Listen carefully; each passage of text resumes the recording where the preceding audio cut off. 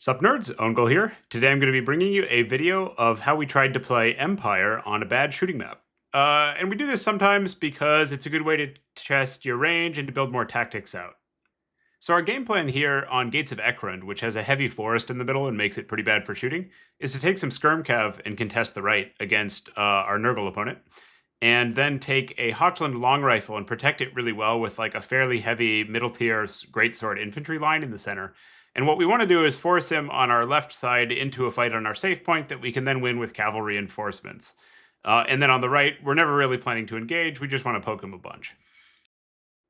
We see our opponent has deployed a heavy infantry formation to push on his safe point towards our defensive position, and then he's taken some skirmishers and a Noxbringer on the right.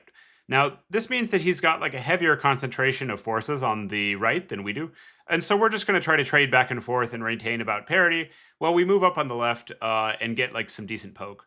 And to even things out, we deploy one more Skirmcav there, and we know the Noxbringer is going to do pretty good damage against our stuff, but that's okay. We just need to trade back and forth.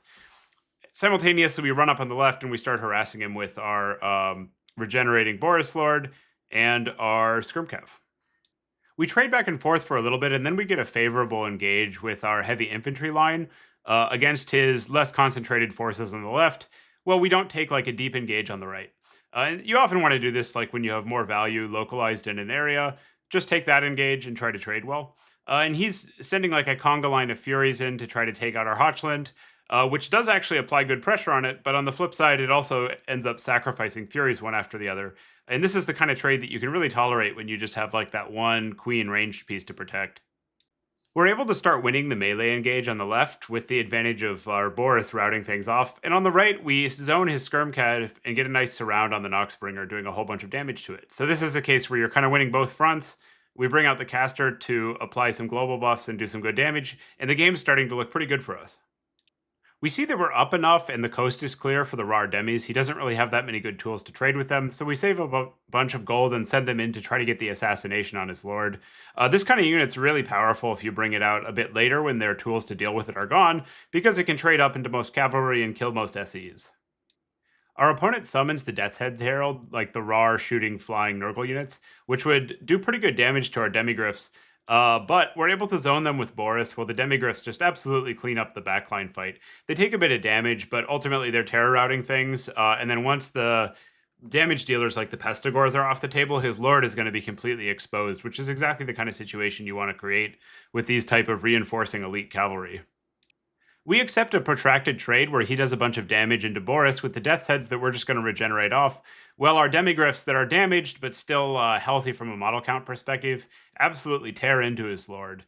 While this is going on, we also try to push a little bit on the right to cap the point, because we're sensing that we're going to be far ahead and probably get a lord kill, and all we need to do now is like get to parity on the points so that we can bring the game home while we focus on still taking out his lord. But there's absolutely nothing to protect it, so we know we're going to get it. We rout off his lord, and we see that the only really threatening piece he has left in play is the Death's Head. So we summon a bunch of Pistoliers to go pressure it, combined with the Wombo combo of being able to cast Plague of Rust on it, which is really scary. Like these mobile Empire non-AP missiles, combined with removing the armor on a unit, can just shred most things. And once we start putting good damage into that, and we've got his lord off the board, we know we just need to summon Cavalry and Chaff, and that'll pretty much take it home. This works, and he concedes shortly thereafter to our superior position, getting us the dub. Taking a quick look at the results, Boris and our infantry did pretty well. Our Skirmcav were absolute standouts. We'll have to try some more of those. And the Hochland Long Rifle actually did pretty well. You know, it paid for itself across 2 summons, was still healthy at the end, and baited out a whole lot of Furies. So overall, like, the plan basically worked out. The Demigryphs also did really well on the deferred summon.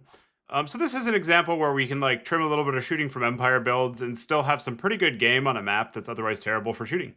I hope you enjoyed that content. Remember to like and subscribe and share this with folks if you like it.